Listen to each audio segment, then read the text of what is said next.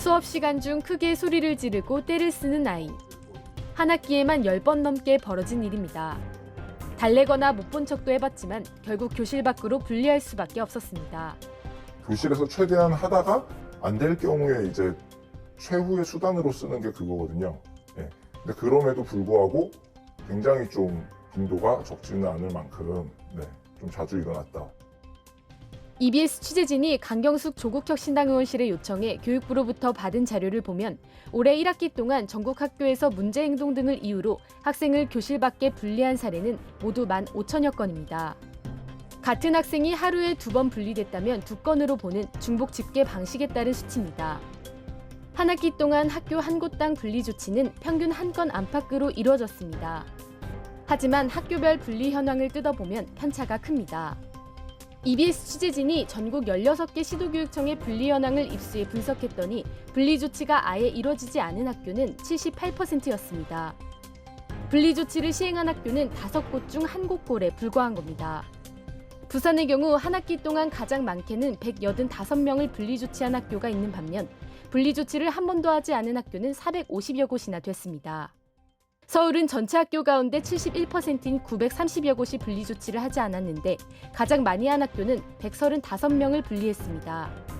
분리 조치 근거가 마련됐지만 그마저도 천차만별로 실제 체감도는 낮은 겁니다. 학교 현장에선 가장 큰 이유로 공간이나 인력 같은 여건이 제대로 갖춰지지 않았기 때문이라고 말합니다.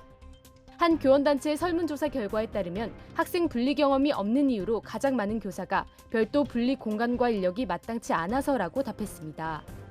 실제 분석 결과 전체 학교 10곳 가운데 9곳꼴로 교사나 관리자 등 학교 내부 인력이 분리 지도를 맡고 있었습니다. 자원봉사자 같은 외부 인력을 활용하는 곳은 10%뿐입니다. 수업이 없는 사람들이 이제 돌아가면서 들어간다는 말이죠. 수업 교사가 아닌 보건, 상담 이런 교사가 맡거나 아니면 교감이 맡거나 교장이 맡거나 이런 경우가 있는데 그 사람들도 다 자기 업무나 그 시간에 해야 될 일이 있는 건데 적절한 사실은 교육하는 사람이 아닌데 들어가 있는 경우인 거죠. 전체 학교 중 60%는 이러한 여건을 갖추기 위한 별도의 예산조차 편성하지 않았습니다. 교육부는 지난해 생활지도고시를 시행하면서 시도교육청이 예산을 편성하도록 협의하고 필요하다면 특별교부금을 지원하겠다고 약속했습니다. 하지만 고시를 시행한 지 1년이 지난 지금까지도 분리지도만을 위한 특별교부금 예산은 편성하지 않았습니다. 교육부는 제도 시행 초기인 만큼 안착할 시간이 필요하다는 입장입니다. 교육부 관계자는 예산 편성을 위해 시도교육청과 협력하고 있고 분리지도비를 신설한 교육청이 현재 5곳인 만큼 앞으로 더 확대하기 위해 노력하겠다고 설명했습니다. EBS 뉴스 진태입니다. 한 학기 수업 내내 한 학생이 노래를 부르고 크게 소리칩니다. 교감, 교장 선생님까지 나서서 타일러 봤지만 그때뿐 다른 학생들의 피해를 막기 위해 일주일에 2-3번은 교무실로 분리해야 했습니다. 어떻게 보면은 내가 지금 수업을 하기 싫은데 귀찮은데 도피하는 수단이 될 수도 있고 또 그런 학생들 같은 경우는 또 사실은 정신적인 문제라든지 치료해야 되는 질병이라든지 그런 걸 가지고 있는 경우도 많아요. 수업 중 문제 행동을 하는 학생에 대해 분리 조치가 시행된 지 1년이 지났지만 학교 현장에선 폭탄 돌리기에 그친다는 목소리가 나옵니다. 어렵게 분리되더라도 학생의 문제 행동이 좀처럼 나아지지 않아 결국 분리만 거듭하고 있다는 겁니다. 실제 EBS 취재진이 전국 학교 만여 곳의 분리지도 현황을 입수해 분석해봤더니 학교가 지정한 분리 공간으로 제일 많은 곳은 교무실이었습니다. 책임을 지는 관리자가 학생을 맡는 것도 방법일 순 있지만 문제를 개선할 근본 대책은 아니라는 게 문제입니다.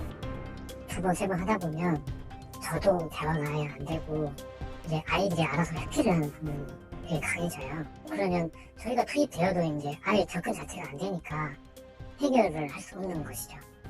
문제 행동이 재발하지 않도록 지원 체계도 사실상 전무하다시피 합니다. 실제 EBS 분석 결과 분리된 학생에게 교과서를 요약하거나 반성문을 작성하도록 하는 학교가 대부분이었습니다. 그냥 잠깐 나와있다 들어가면 또 그러면 또 나오거든요. 계속 반복되는 거예요.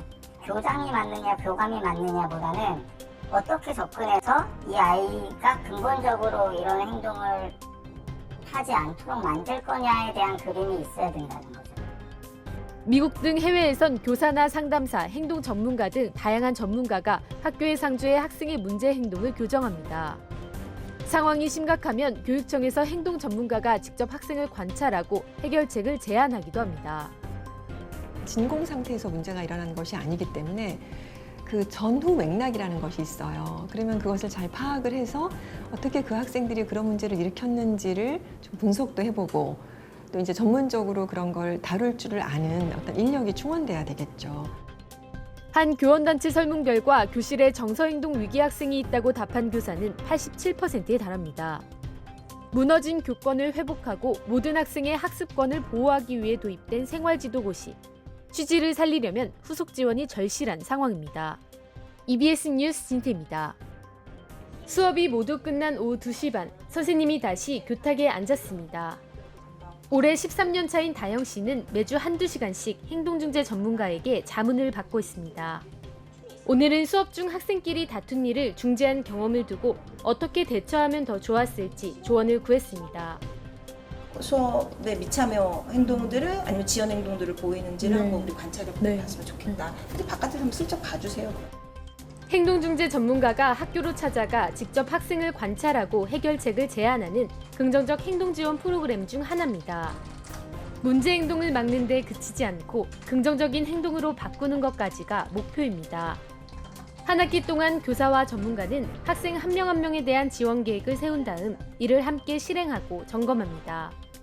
만약 교사가 학생이 심리검사가 필요한 상태인지 혼자 판단하기 어렵거나 이를 위해 학부모의 협조를 구할 때 등 조언이 필요할 때마다 도움을 구할 수 있습니다. 행동을 반복적으로 할 수밖에 없었던 그 동기들을 조금 더 바람직한 방법으로 저희가 전략들을 만들고 그걸 현장에서 선생님들이 잘 구현할 수 있도록 지원을 해드리는 거고요. 올해 1학기에도 프로그램에 참여했던 임다영 교사는 소리를 지르는 등 수업을 방해했던 학생에게 전문가의 조언대로 긍정적 대처 행동을 알려줬습니다. 그 결과 반년 만에 문제 행동이 개선되는 효과를 봤습니다. 거절당했을 때 괜찮아 이거를 그냥 가르쳐줬어요. 선생님 제가 같이 놀자고 했는데 거절당했고요. 괜찮다고 이야기했어요 하면은 제가 그때 굉장히 잘했다고 강화를 해주는 거예요. 조금 더 친구 관계에서 자연스러워졌다. 더 이상 갈등이 그렇게 크지 않다. 이 같은 긍정적 행동 지원을 운영 중인 학교는 서울에 약 20곳. 아직은 시행 초기인 만큼 운영 학교 수가 적고 학교 현장을 지원할 전문 인력 역시 많지 않습니다. 무엇보다 가정과 함께해야 효과가 더 커지지만 어떻게 협조를 끌어낼지는 과제로 남습니다. 행동 중재를 할 수 있는 전문성이 있는 교사들을 좀 양성해서 학교에 배치하는 일이 저는 좀 제일 좀 필요할 것 같고요.